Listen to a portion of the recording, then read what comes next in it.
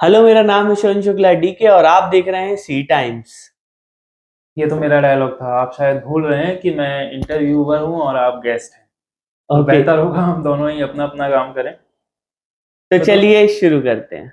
चलिए शुरुआत भी आपने ही कर दी है। तो दोस्तों, मैं हूँ राम प्रकाश और स्वागत है आपका एंटरटेनमेंट जंक्शन के इंटरव्यू सेगमेंट में।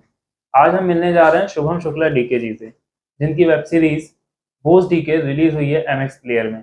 इससे पहले जब ये आए थे तो इन्होंने कहा था कि इनकी एक वेब सीरीज ओटीटी में आने वाली है, और आज इनकी वेब सीरीज एमएक्स प्लेयर में रिलीज हो चुकी है। तो शुभम जी, कैसा फील कर रहे हैं अब आप? मैं काफी अच्छा फील कर रहा हूँ। जब मैं पिछली बार आया था तो मैं कुछ और था, आज मैं कुछ और हूँ। बीच में बहुत सारी जर्नी रही है मेरी इस दौरान पर। पहले मैं मुंबई गया, फिर उसके बाद मैं गया दुबई एंड अपने काम को आगे प्रोसेस करता रहा। कंपनियों के लिए मैं एड शूट वगैरह बनाता रहा, कभी पाम जबल अली का, कभी डेमैक का। ये बड़े बड़े बिल्डर्सों के मैं काम कर रहा था। जी। बट फिर मैं यहाँ पे आया, मैंने कहा मेरी वेब सीरीज तो यार रह ही गई। देन मैंने एमएक्स प्लेयर को कांटेक्ट किया एंड उनसे बोला कि रिलीज करनी है। उन लोगों को पसंद आई एंड उन्होंने बोला कि चलिए आपकी पिक्चर को अपलोड करते हैं। जी, बहुत बहुत बधाई हो आपको कि आपकी वेब सीरीज रिलीज हो चुकी है। हाँ। इसके अलावा आपकी वेब सीरीज में भी नाम डीके है और असलियत में भी आपके नाम में डीके लगता है। हम्म। तो ये क्या इत्तेफाक था? ये इत्तेफाक नहीं था, एक सोची समझी चाल थी। जी जी। जैसे कि मेरा एक दोस्त था अनमोल शुक्ला, हम दोनों साथ में डेली स्कूल जाते थे और ट्यूशन जाते थे।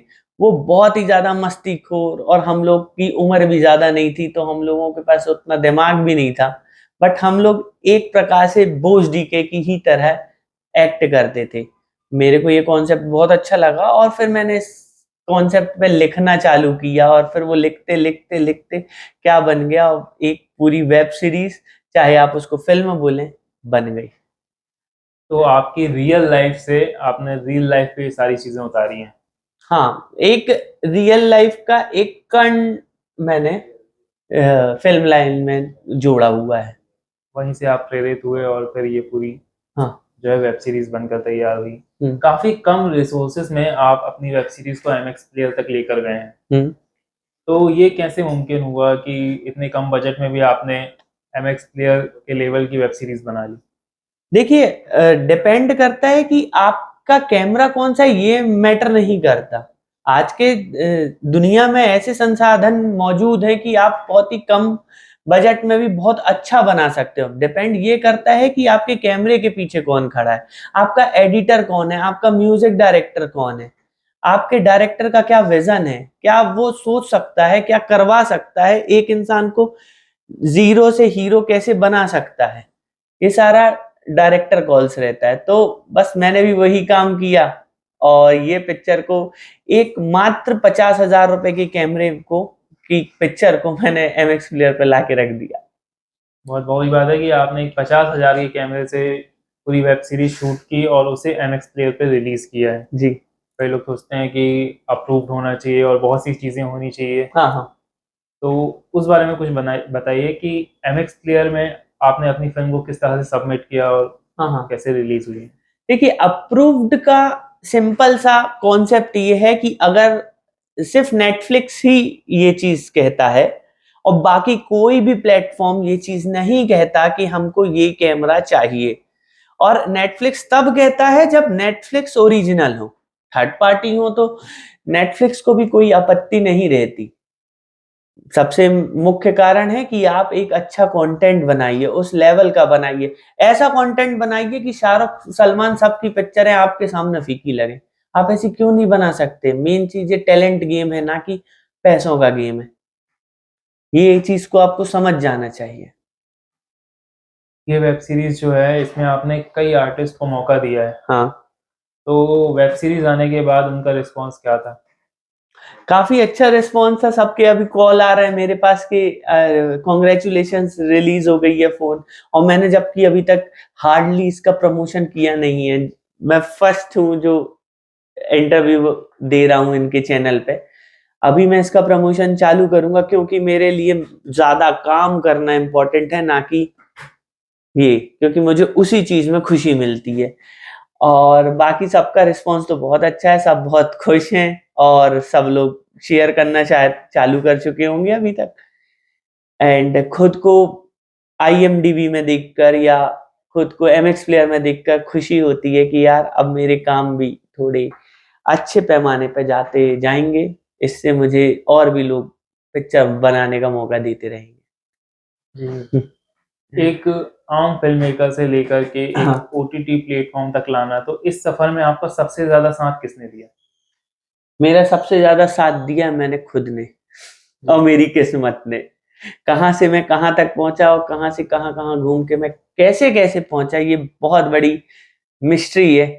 तो अब फाइनली ये प्रोडक्ट आ चुका है, तो मेरे को देख के खुद ही खुशी होती है कि यार कुछ तो उखाड़ा है लाइफ में, सिर्फ नॉर्मल नहीं रहा। बहुत ही मजाकिया अंदाज में आप बातें कर रहे हैं अपनी वेब सीरीज में, हाँ और रियल लाइफ में भी आप बहुत हाँ रोल से रिलेट करते हैं। हाँ। तो कोई ऐसा एक डायलॉग? हम्म। अरे देखो भैया, आंटी कैसा नाटक कर रही है, देखो देखो। हम्म।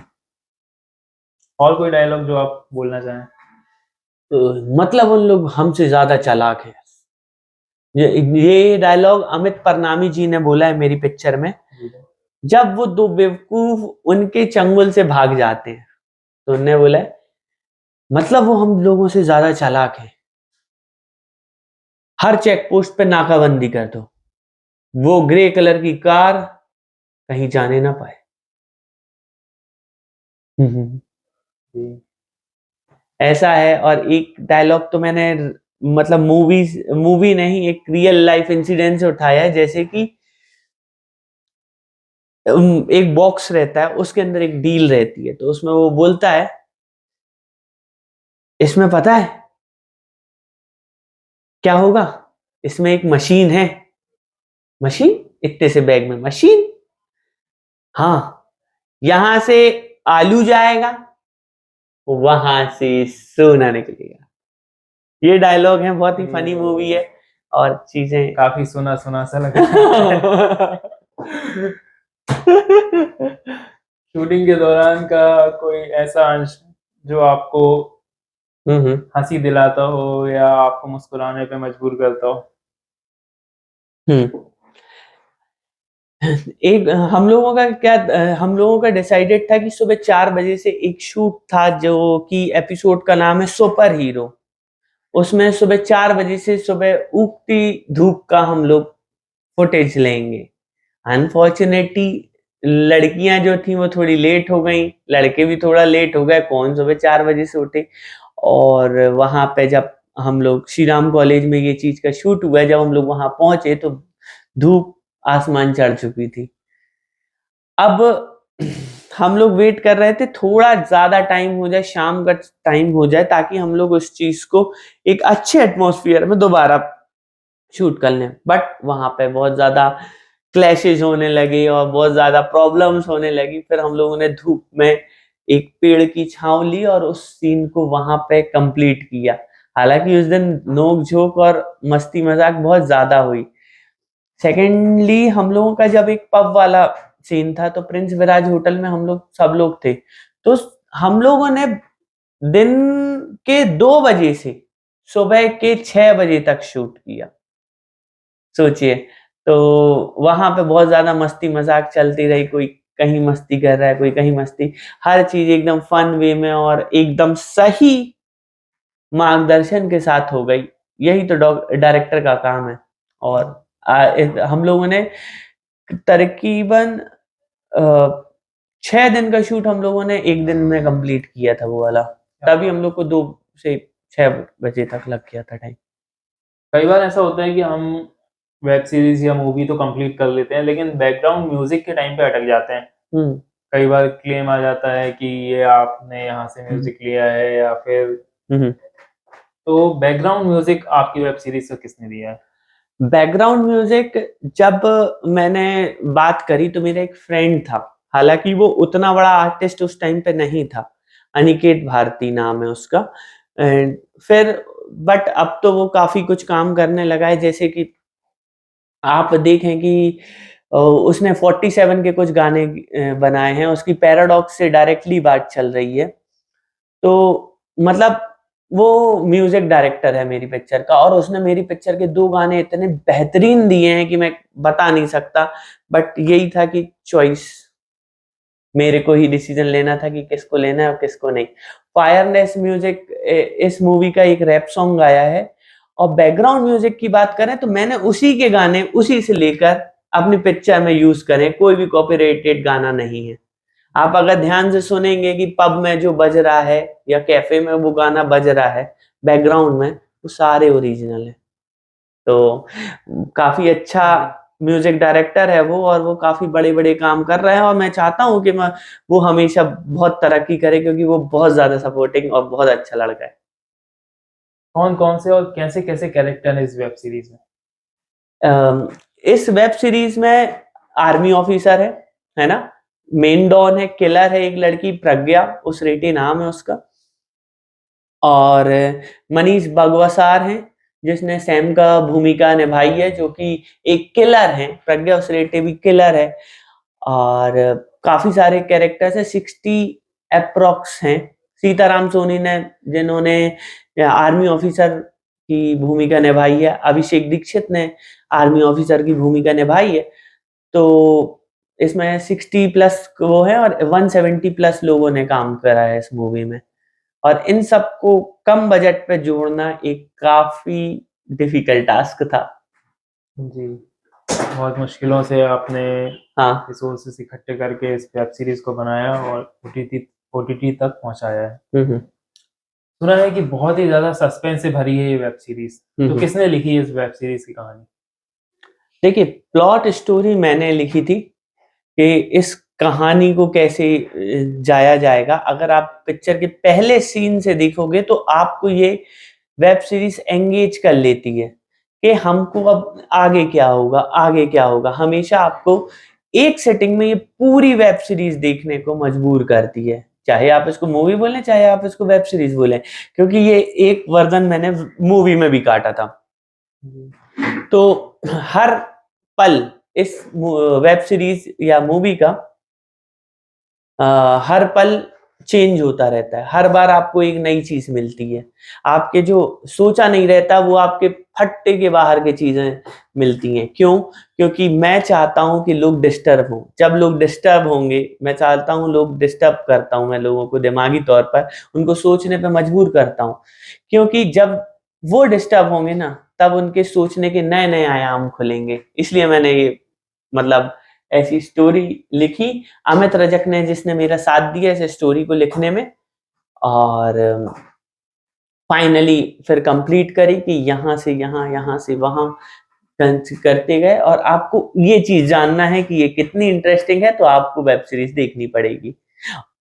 और ये वेब सीरीज़ यूट्यूब में भी रिलीज़ होगी, उसके बारे में अभी बताता हूँ। तो अमित रजक ने आपका साथ दिया और आपने हाँ। इसकी स्टोरी कंप्लीट की है। हुँ, हुँ। इसके अलावा क्या कुछ खास है इस वेब सीरीज़ में? इस मूवी में कॉमेडी है ना? एडवेंचर है, सस्पेंस है, थोड़ा बहुत ड्रामा है ना? और काफ़ी कुछ मसाला इस मूवी में है, गाने हैं 2, तो काफ़ी कुछ है इसमें, और कहानी बदलती रहती है, यही इस मूवी की वो है। और मेन चीज़ ये मूवी एडल्ट कॉमेडी थी, जो कि एमएक्स प्लेयर वालों ने काट कर ड्रामा मूवी कर दी है। तो अब इस मूवी को अपना फैमिली भी देख सकती है, और एक मैच्योर ऑडियंस भी। ओटीटी आपने अपनी वेब सीरीज़ को ओटीटी तक पहुँचाया है। तो हुँ। आपके फ़ेवरेट डायरेक्टर कौन है? मेरा ऐसा कोई भी फ़ेवरेट डायरेक्टर नहीं है। मैं हर इंसान से सीखता रहता हूँ, कि जैसे मैं अभी आपसे सीख रहा हूँ, पीछे जो कैमरामैन में खड़े हैं, उनसे सीख जी। रहा हूँ। मैं सबसे सीखता हूँ कि कैसे लाइट्स करते हैं। मैं सारे डायरेक्टर्स को देखता हूँ, मैं अनुराग कश्यप को भी देखता हूँ, क्रिस्टोफर नोलन को भी देखता हूँ। मैं आर्ट मूवीज़ भी देखता हूँ और कॉमेडी मूवीज़ भी देखता हूँ। मैं ये नहीं मानता, जैसे कई लोग रहते हैं आर्ट मूवी कुछ ज़्यादा देखते हैं, तो बोलते हैं ये कमर्शियल मूवी बेकार है, और कमर्शियल मूवी जो ज्यादा देखते हैं और वो कहते हैं कि आर्ट मूवी बोर लगती हैं। बट मैं आपको सही बताऊं, बहुत ही ज्यादा सुलझा हुआ इंसान हूँ, जो दोनों ही मूवीज को देखता हूँ, एंड जो मुझे पसंद आती है तो मैं कहता हूँ हाँ अच्छी थी, और नहीं आती है तो मैं साफ तौर पर कहता हूँ नहीं आती है। मुझे कोई मतलब नहीं रहता कि इसने कितने अवार्ड जीते हैं और कितने अवार्ड नहीं जीते हैं, क्योंकि मेरा भी एक एग्जिस्टेंस है और मेरे भी विचार मैटर करते हैं। इसलिए मेरा अभी तक ऐसा कोई वन ऑफ द फेवरेट नहीं है, क्योंकि कभी कोई अच्छी बना देता है, फिर कोई दूसरा आता है, फिर वो और अच्छी बना देता है, तो ये प्रोसेस तो चलता रहता है। तो मैं एक को पकड़ के बोलूं कि नहीं, सिर्फ तुम ही बेहतर हो और मैं उसी के जैसी पिक्चर बनाऊं, तो उसमें और मुझ में फर्क क्या रह जाएगा? मैं भी तो यहाँ पे अपनी एक आइडेंटिटी शो करना चाहता हूँ, इसलिए मेरा स्टाइल अलग है और मैं एकदम डिफरेंट ही हूँ। अगर आपको बेस्ट चाहिए तो फिर क्या बात मुझे है, तो क्या बात देखना है। ही पड़ेगा। कोई फेवरेट नहीं है, क्योंकि हर किसी से सीखना आदत है। हाँ। बहुत ही अच्छे विचार हैं आपके। तो आपने इतने कम बजट में वेब सीरीज बनाई है, हाँ, तो हाँ। यंगस्टर्स को आप क्या मैसेज देना चाहेंगे कि एक कम बजट की वेब सीरीज किस तरह बनाई जा सकती है? कम बजट की वेब सीरीज ऐसे बनाई जा सकती है कि मैं सिंपल ही तौर पे बोलूँगा कि देखो, अ, आप में टैलेंट होना चाहिए, आप किसी भी चीज़ से फाड़ सकते हो, आप अच्छी चीज़ को बना सकते हो। ये सब बहानेबाज़ी होती है कि मेरे पास बजट नहीं है। अरे! आप अगर दौड़ नहीं सकते, तो चलिए, चल नहीं सकते तो रेंगिए, लेकिन आगे बढ़ते रहिए, रुकिए नहीं, रुकना ही खतरनाक है। तो मैं नए जनरेशन से यही बोलूँगा कि आप कुछ जो भी आपके हाथ में है, उस पे फ़ोकस करें और आप आगे बढ़ें। यही आपको आगे बढ़ाएगा। आप शायद अपनी मंज़िल पे देर से पहुँचे, पर पहुँचेंगे ज़रूर, लेकिन अगर आप रुक जाएँगे, तो आप कभी नहीं पहुँचेंगे। कि रुकना नहीं है, चलते जाना है, धीरे-धीरे सारी चीज़ें मिलती चली जाएँगी। हाँ। जी। आपकी वेब सीरीज़ को लेकर आप ऑडियंस को क्या मैसेज देना चाहेंगे? इस बस एक ही मैसेज है कि इस वेब सीरीज़ को देखो एंड रिव्यू करो एंड लोगों को बताओ कि यार ये सच में यार बहुत कम बजट में इतनी अच्छी मूवी बना के रख दी है कि यार क्या तुमने देखा होगा बड़े प्रोडक्शंस की पिक्चर है, क्या देखा होगा? इसको देखो, ये बहुत ही ज़्यादा बेस्ट है, बहुत ही ज़्यादा चलिए, अच्छी तो है। आप मैं बस यही बोलना चाहूँगा कि बस आप फैला दो, जितना फैला सकते हो। जबलपुर का अगर आप लोग जितना बोलते हो कि नेपोटिज्म नेपोटिज्म नेपोटिज्म इतना ज्यादा बड़ा इशू है, या आप बोलते हो कि किसी का कोई इंसान बड़े घर में पैदा हुआ तो उसकी गलती है, तो मैं कहता हूँ उसकी गलती नहीं है। ये तो एक अच्छी बात है कि वो उसकी उस घर में पैदा हुआ है, कि वो सारी चीजें मतलब उसको पहले से ही मिल रही हैं, ये उसकी बुरी चीज नहीं है। अगर पैट्रियार्की को अगर हम देखें, तो पिता अपने पुत्री को ही अपनी संपत्ति देता है, किसी पड़ोसी को नहीं, है ना? तो मेरे हिसाब से ये चीज़ गलत नहीं है। हाँ, नए टैलेंट को आगे ना बढ़ने देना, ये चीज़ गलत है। तो मैं बस यही बोलूँगा कि अगर आपको नए टैलेंट को आगे बढ़ाना है और आप इतनी ज़्यादा जब बातें करते हो नेपोटिज़्म की, तो आप इस मूवी को आगे बढ़ाकर पिक्चर को आगे बढ़ाइए, यही एक सपोर्ट है। वरना इस चीज़ को कभी खत्म नहीं किया जा सकता। जब उनके पैसे नहीं कमेंगे, तो फिर नए स्टार्स आएँगे। जी, बहुत ही कमाल की बात कही आपने कि जो पिता है वो अपने पुत्र को तो देगा ही कुछ ना कुछ। हाँ, तो नेपोटिज़्म का ये मतलब नहीं है, हाँ। क्योंकि जो मिला है उन्हें, वो तो हुँ, मिलेगा ही। हुँ, लेकिन अगर आप सिर्फ़ उन्हीं पर फ़ोकस कर रहे हैं और नए आर्टिस्ट पर ध्यान नहीं दे रहे हैं, हुँ, हुँ, तो फिर ये असली में जो है समस्या वाली बात है कि नए आर्टिस्ट को एप्रिसिएशन नहीं मिल रहा, उन्हें नहीं देखा जा रहा है। हुँ, तो फिर ये उनकी गलती नहीं है, ये हुँ। कहीं न कहीं इस समाज की गलती है, कि वो इस उस तरफ ज़्यादा जगह ध्यान की दे रहा है गलती और है, जो नए लोग हैं, उनकी तरफ ध्यान नहीं नहीं जा रहा है। दिया जा रहा है। आपकी वेब सीरीज़ अलग-अलग जगहों पर अलग-अलग तरह से रिलीज़ हुई है। क्या कुछ कारण थे इसके? देखिए, इंडिया एक अपना सार्वजनिक देश है। मैंने जब एमएक्स प्लेयर में ये चीज़ बात हुई थी मेरी कि यार आप मेरी पिक्चर को इतना कट क्यों कर रहे हो इंडिया ज़ोन में, और अमेरिका के ज़ोन में आप पूरी चला रहे हो, ऐसा क्यों? बिना कट के। तो उनका ये जवाब था कि अमेरिका में सब कुछ चल जाता है, बट हमारे प्लेटफ़ॉर्म पे फैमिलीज भी आती है, तो हमें उनके लिए बनाना है। फिर मैंने उनका एक दिया था कि यार देखो, फिर आप बड़ी बड़ी पिक्चरों को देखो, जैसे कि आप सेक्रेड गेम्स देखो या आप आश्रम देखो। आश्रम में तो शायद नहीं थे, है ना? तो आप उनको देखो, तो उनमें तो सब कुछ दिखाया जाता है। गेम ऑफ थ्रोन्स, ऐसा क्यों है, आप मेरी पिक्चर को ही क्यों काट रहे हो? तो उन्होंने ये चीज बोला था कि यार उन लोग कुछ भी कर सकते हैं, उन लोग बड़े लोग हैं। क्यों? क्योंकि उनकी एक पब्लिक में डिमांड है। आज सनी देओल कोई ऐसा रोल करता है या बॉबी देओल, मैं नाम तो नहीं लेना चाहता किसी का भी, बट कोई एक बड़ा स्टार एक ऐसा रोल करता है, तो प्रॉब्लम नहीं होती, लोग उसी को बहुत ही अच्छी तरीके से एक्सेप्ट कर लेते हैं। बट एक नया आर्टिस्ट कोई आता है और वो ऐसे रोल करके जाता है, तो प्रॉब्लम होती है कि ये कैसी मूवी है, लोग उसको एक्सेप्ट नहीं करते। तो ये मैं मानता हूँ कि लोगों की ही गलती है, जिसकी वजह से ये एक सिस्टम और चीजें बनी हैं। आप देखना चाहोगे तो आपको वैसी चीजें मिलेंगी।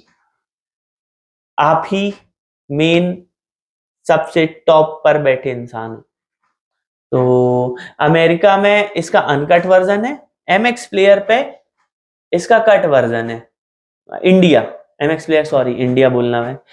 तो यही चीज अगर आप धीरे धीरे करके, मैं इसको यूट्यूब में भी डालूंगा, बट उस पर थोड़ा टाइम लगेगा, क्योंकि हर हफ्ते एक वीडियो आएगा इस मूवी के रिगार्डिंग। तो वो वाला वर्जन भी मैं लोगों को प्रोवाइड करूंगा। अभी आप इसको डे 1 में अगर आप देखना चाहते हैं तो एमएक्स प्लेयर पे देखिए। That's it. आपको इधर पे फैमिली वर्जन मिल जाएगा। जाते जाते आप अपनी ही वेब सीरीज का अगर कोई डायलॉग बोलना चाहें तो।